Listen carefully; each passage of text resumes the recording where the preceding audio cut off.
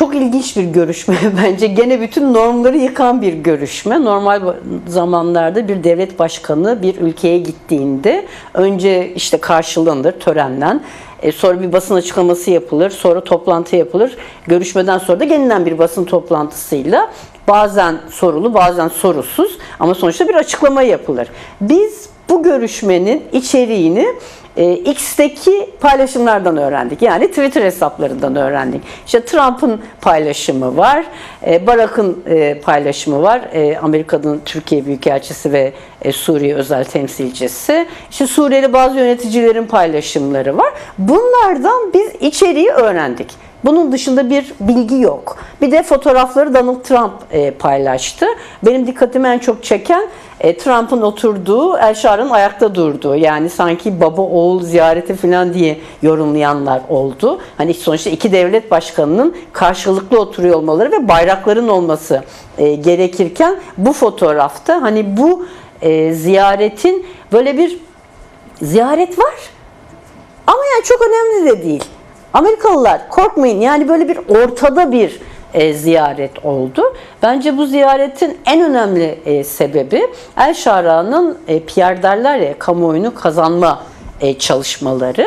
Birleşmiş Milletler zirvesinde de yapıldı. Sonuçta Birleşmiş Milletler'e geldi ve orada konuşma yaptı ve hani pek çok insanla görüşme imkanı oldu ama belli ki bunu yeterince iyi görmemişler ki bir daha çağırma ihtiyacı hissettiler. Sadece Trump'la değil, hem senatodan hem meclisten çeşitli insanlarla da görüşme yaptı. Bütün bunların arkasında sanki iki tane sebep var. Bir tanesi, şimdi Suriye'de Aralık'ta olmuştu, 8 Aralık'ta olmuştu Esad'ın düşürülmesi. Neredeyse bir yıl oldu. Hala bir istikrar yok. Katliamlar devam ediyor, çatışmalar devam ediyor ve Ahmet El-Şara günün sonunda HTŞ'nin eski lideri olarak bence insanlara bir güven vermiyor. Ne uluslararası kamuoyuna ne Suriye'de yaşayanlara bir güven vermiyor. Hani biraz o güveni yaratma çabası olarak görüyorum. Hani görün, bu eski tırnak içerisinde terörist değil.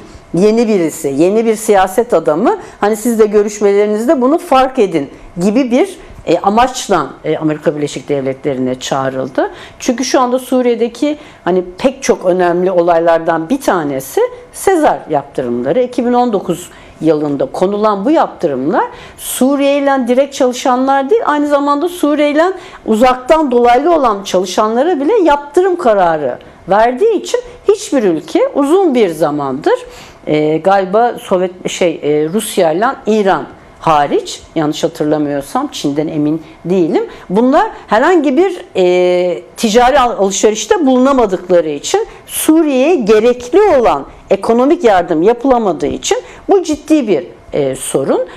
Trump Körfez'e galiba Mayıs ayında ziyarete gittiğinde Suudi Arabistan, Birleşik Arap Emirlikleri ile vesaireyle görüştüğünde bu Körfez ülkelerinin en önemli taleplerinden bir tanesi buydu. Sezar yaptırımlarını kaldırın ki biz Suriye'ye yardım edebilelim. Yani bu yardım tabii kapitalistler açısından yardım dediğimiz yardım yapalım. Bunun karşılığında da bir şeyler alalım. Yani hiçbir kapitalist devlet Suriye'ye iyi niyetli insan yardımlarla yardım etmiyor ama hani bunun karşılığını alabilmek için bile bir para akışı olması gerekiyor. Sezar yaptırımları yüzünden bu mümkün değil. Sezar yaptırımlarının kaldırılmasının bu Amerika Kongresi tarafından konulan yaptırımlar olduğu için gene Amerikan Kongresi'nden geçmesi gerekiyor. Bu da iki açıdan sorunlu biraz. Bir tanesi, Amerikan Kongresi şu anda kendi Amerikan bütçeleri yüzünden kilitlenmiş durumda. İkincisi de hem Temsilciler Meclisi'nde hem de Senato'daki pek çok üye, sadece demokratlar değil, cumhuriyetçiler de hani Suriye konusunda henüz Ahmet El-Şara'ya ikna olmuş değiller. Yeni yönetime ikna olmuş değiller. Hani bu görüşmeler yapılsın diye çağrılmış ve bu görüşmede bir sebebi bu bence. İkinci sebebi de belki daha uzun boylu sonra konuşuruz. Suriye Demokratik Güçleri, Suriye yani Şam hükümeti, Türkiye, Amerika Birleşik Devletleri ve İsrail arasında bir konuşma, görüşme zemini yaratılmasıydı. Hani bu iki sebep için bu görüşmeler yapıldı diye düşünüyorum. Beyaz Saray'a bu yüzden çağrıldı. Sezar yaptırımlarında maalesef kalıcı bir çözüm olmadı. Ben de bu yaptırımların kaldırılması gerektiğini düşünüyorum. Çünkü hani 2019'dan bu yana ciddi bir rejim değişikliği de oldu. Bir de yani pek çok ülke, öyle bakarsanız niye İsrail'e yaptırım yapılmıyor? Yani 2 yıldır soykırım uyguluyor. Hani Rusya'ya niye yapılmıyor? Ukrayna'ya işgal etmiş. Dolayısıyla Suriye niye bu cezayı hala çekiyor anlamında bu yaptırım. Bir de cezayı genelde halklar çektiği için yani Evet. hani onlar açısından daha farklı bir denklem var ama halklar açısından çok daha farklı bir denklem var bu yaptırımlarla karşı karşıya kalınca. Evet, çok doğru bir şey söyledin. Dolayısıyla bu yaptırımların kaldırılması meselesi henüz kongrede yeteri çoğunluk sağlanamadığı için kongreye gitmemiş bile. Ama onun yerine ikinci defa Amerika Hazinesi Başkanlığı ikinci defa önce Mayıs ayında 6 aylık bir yaptırımların askıya alınmasını karara bağlamıştı. Bu görüşmeden hemen sonra gene 6 aylığına 180 gün askıya alınmasını Sezar yaptırımlarının önerdi. Bu önemli bir şey mi? Önemli bir şey. Mayıs'taki de önemliydi ama bu geçici bir alan. Sonuçta hani siz yatırım yapmak istiyorsanız Suriye'ye, yardımcı olmak istiyorsanız 6 ay sonrasını belirsizliği karşısında bu yatırımı yapmıyorsunuz ki nitekim öyle oldu Mayıs ayındaki yaptırımların askıya alınması hikayesinde. Ama gene de bir adım olarak görmek gerekiyor. Uzun vadede hem Tom Barak hem Trump yaptığı konuşmalarda, açıklamalarda bu yaptırımların kaldırılacağını vaat ettiler. Evet. Dolayısıyla birincisi buydu, yani bu Sezar yaptırımlarıydı. Evet, yani ikinci kısmına geçmeden önce zaten ikinci kısmıyla bağlantılı olarak burada bulunan isimlerden bir tanesi de Hakan Fidan'dı, Türk Devleti'nin Dışişleri Bakanı ve aslında hemen hemen herkes o gün öğrendi gideceğini, yani daha öncesinde bununla ilgili bir bilgi yoktu. Biraz Türk Devleti'nin oradaki varlığını da tartışmak isteriz. Yani bunun nasıl etki edeceğini, yani sonuçları açısından Suriye'deki özel yönetime nasıl etki edeceğini de biraz konuşmak isteriz. Yani çok ilginç bir olay. Tabii gene normların alt üst edildiği bir olay. Trump'la Şar'a görüşürken Hakan Fidan çağrılmış. Esasında Hakan Fidan, Tom Barak ve Tom Barak'la asıl olarak görüşecekmiş ve daha çok da söylenen Hamas'la işte bu Gazze'deki anlaşmaya ilişkin görüşme yapmaları planlanıyorken sonra Şara ve Trump görüşmesine denk gelmiş. Söylenen bu yani. Hani söylenenleri tekrarlıyorum. Çok inandığım için söylemiyorum ama sonra Trump onu çağırıyor ve görüşme bir kısmında Hakan Fidan da orada kalıyor. Sonrasında Suriye Dışişleri Bakanı ile birlikte bir üçlü toplantı yapılıyor. Bu toplantının çıkışında da gene maalesef dediğim gibi hani basına bir açıklama yapılmadı, soru cevap olmadığı için gene açıklamalardan anladığımız kadarıyla Tom Barak'ın açıklamasından bu üçlü görüşmede Suriye Demokratik Güçlerinin Suriye'ye ekonomik, askeri olarak entegrasyonunun da konuşulduğunu öğreniyoruz. Sadece o konuşulmuyor tabii. Gazze süreci de konuşulduğu söyleniyor. Gazze'deki anlaşmanın devam etmesi için, ateşkesin devam etmesi için neler yapılabileceği. Tabii buradaki en önemli sorun, hani madem Hakan Fidan'ı çağırdınız, niye Suriye Demokratik Güçlerini de çağırmadınız? Hani madem bu konuşma olacak, yani bu üçlü, Suriye Dışişleri Bakanı, Suriye Özel Temsilcisi Amerika'nın ve Türkiye Dışişleri Bakanı'nın konuştuğu bir süreçte siz SDG entegrasyonu konuşuyorsanız SDG'nin kendisini niye çağırmadınız? Bence önemli bir soru işareti olarak duruyor. Bu da zaten Amerika Birleşik Devletleri yeni döneminin, dışişleri döneminin belirtilerinden bir tanesi. Trump'ın işine böyle gelmiş. Yani Trump çünkü insanları bir araya getiriyor. Onlarla güya konuşuyor. Onlarla konuşurken el sıkışıyorlar. Hani tüccarlar yaparlar ya böyle kurban pazarlarında falan böyle el sıkışırsın. Bu sıkışmanın sonunda da bir yere vardığını iddia ediyor. Tabii bir yere de varılmamış oluyor. İşte bu Gazze ateşkesinde görüldüğü gibi. Ya da Ukrayna'da görüldüğü gibi. Şimdi de bence hani bütün bu konuşmaların sonucunda geleceğimiz, sizin de program başında söylediğiniz çatışmalar devam ediyor. Madem Suriye Demokratik SDG'nin entegrasyonunu konuşuyorsunuz, SDG'ye saldırmamanız gerekir değil mi? En basit ön koşulu budur. Saldırdığınızda, çatışmalara başladığınızda nasıl bir entegrasyondan bahsedeceğiz? Oldukça bence can sıkıcı bir şey. Yani Hakan Fidan'ın orada olması, görüşmeye katılması, Suriye Demokratik Güçlerinden kimsenin çağrılmamış olması bence diplomatik olarak önemli bir zaaf belirtisi olarak görüyorum. Hani bu görüşmeden çıkışta Tombarak biz çok iyi bir yerdeyiz, çok olumlu bir yerdeyiz, entegrasyona başlamak üzereyiz filan dedi. Bakalım göreceğiz. Yani aynı şey İsrail'le görüşmeler için de geçerli. Çünkü onu da söylüyorlar. İsrail'le ilgili de ciddi görüşmeler yaptık, ciddi adımlar attık.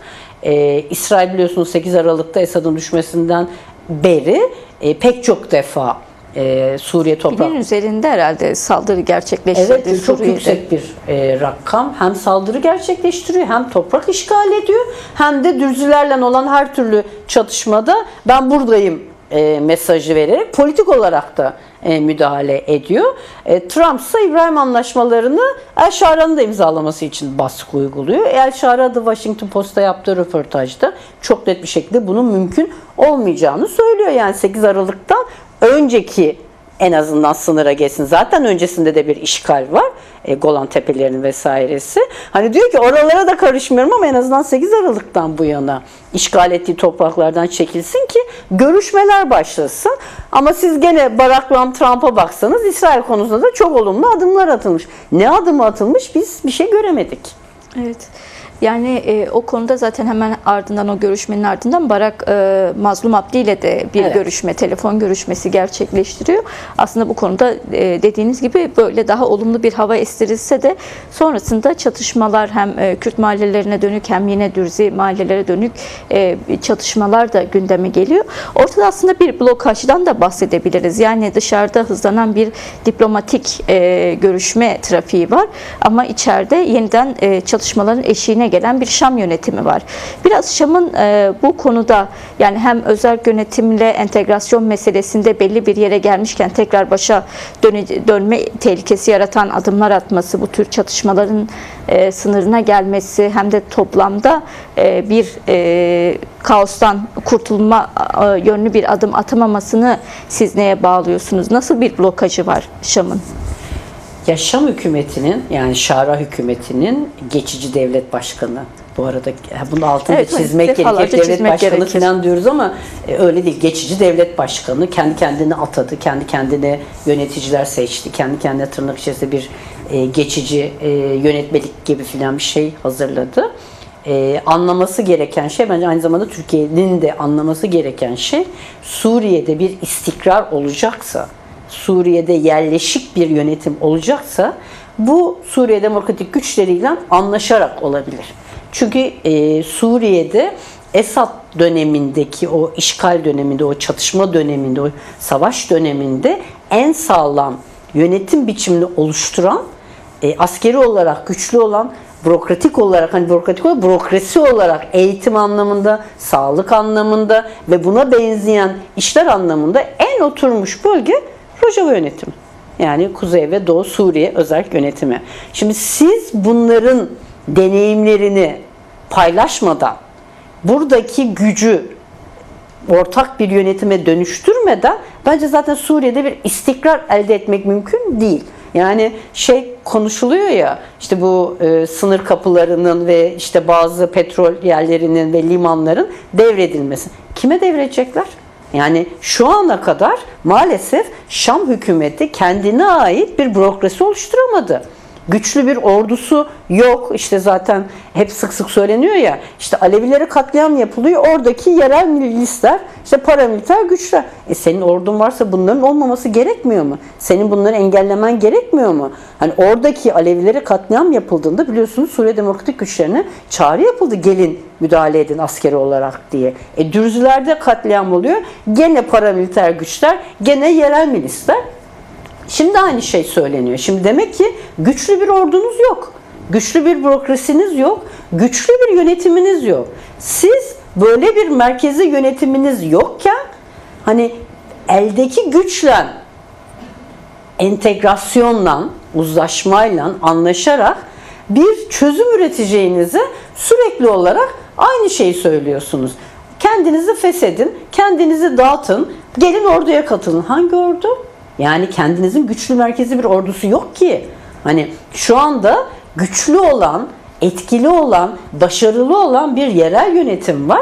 Bu yerel yönetimle ilişkilerin bence entegrasyon, gerçekten de o kelimenin anlamını vererek yapılması gerekiyor. Ademi merkeziyetçi bir yönetim olması gerekiyor Suriye'de. Dürziler var, Aleviler var, Kürtler var, pek çok dini ve etnik kimlik var. Siz bu kimliklerin merkezi, tek ordu, tek millet, tek bilmem ne, hani o merkezi devletle çözemezsiniz. Bunun bence farkına varmaları gerekiyor. Farkına varmadıkları sürece de hani bu çatışmalar devam edecek. Çünkü sadece Suriye Demokratik Güçleriyle çatışma yok. Yani hani son bir yılda defalarca farklı yerlerde çatışma gördük ve bunun temelinde de bence El Şara hükümetinin, geçici devlet başkanı El Şara'nın ısrarla bu Tombarak bir ara söylemişti ya, tek ordu, tek devlet, tek millet, tek Suriye. Hani onu zorla ikna etmeye çalışması, hani Tombarak'ın sonraki konuşmasında söylediği gibi o da artık itiraf etmek zorunda kaldı.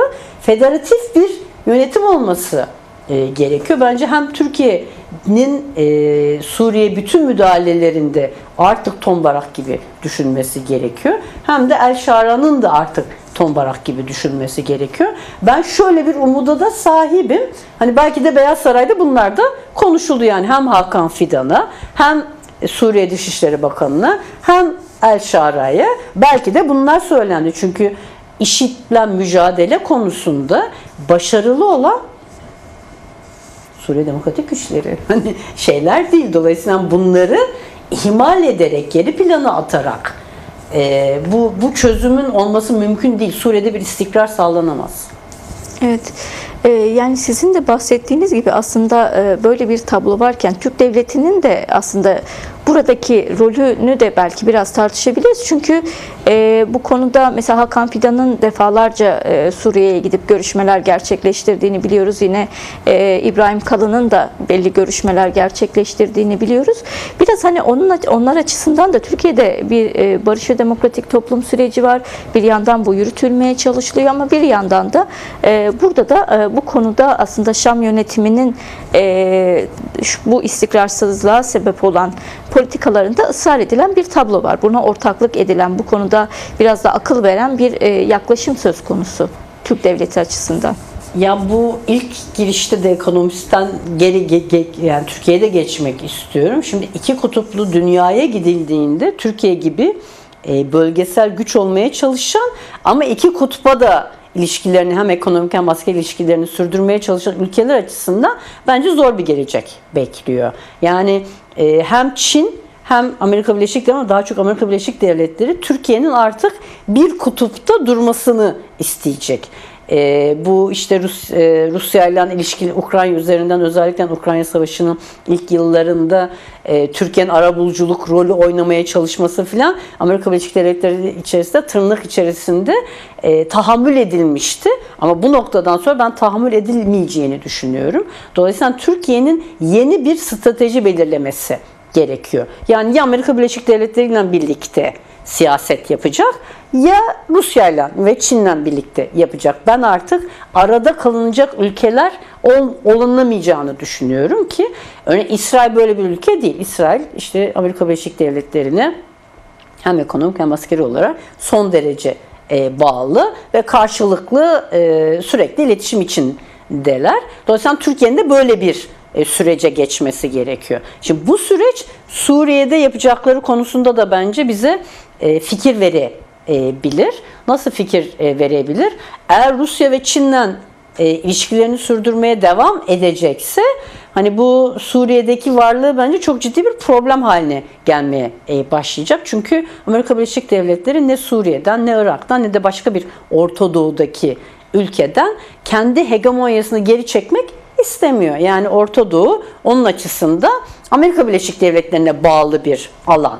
Suriye'den zaten Rusya'nın çekilmesiyle birlikte Orta Doğu'da Çin ve Rusya'nın etkisi neredeyse kırılmış durumda. İran'ın da özellikle Gazze soykırımından sonra gücünün zayıfladığını düşünüyorsak, dolayısıyla Orta Doğu şu anda Amerika Birleşik Devletleri kutbuna daha yakın bir hegemonya içerisinde. Türkiye'de eğer bu kutupla beraber devam edecekse Orta Doğu'da Amerika Birleşik Devletleri'nin ve İsrail'in genel stratejisine uygun bir strateji içinde yer alacak. Bu bence Kürtlerin, yani Suriye Demokratik Güçlerinin iyi ilişkiler içinde girmesini gerektiriyor. İsrail defalarca bunu zaten söyledi. Evet. Hani Kürt halkı istiyorsa biz onları her zaman koruruz, kollarız. Gerekli adımları atar. Amerika Birleşik Devletleri de bunu anlatıyor. Çünkü IŞİD'e karşı asıl gücün, direnen gücün onlar olduğunu biliyor. Ben önümüzdeki 2026 yılının Türkiye açısından bugüne kadarki agresif tutumlarının değişeceğini düşünüyorum. Bu görüşme de belki bunun bir başlangıcı olarak inşallah göreceğiz önümüzdeki süreçte. Ben ama Türkiye'nin artık daha fazla Suriye'deki müdahalelerde Suriye Demokratik Güçlerinin aleyhine müdahaleler yapamayacağını bu görüşmelerden sonra düşünüyorum. Bu çünkü 2026 Amerika Birleşik Devletleri'nin stratejisine uygun bir strateji değil. Ya işte demin bahsettiğim gibi istikrarın sağlanması için de. Çünkü hem Amerikan kamuoyu çok önemli. Hani bu Şara'nın gidişinde hep kamuoyuna bir PR kampanyası olarak anlatılıyor olmasının da sebebi bu.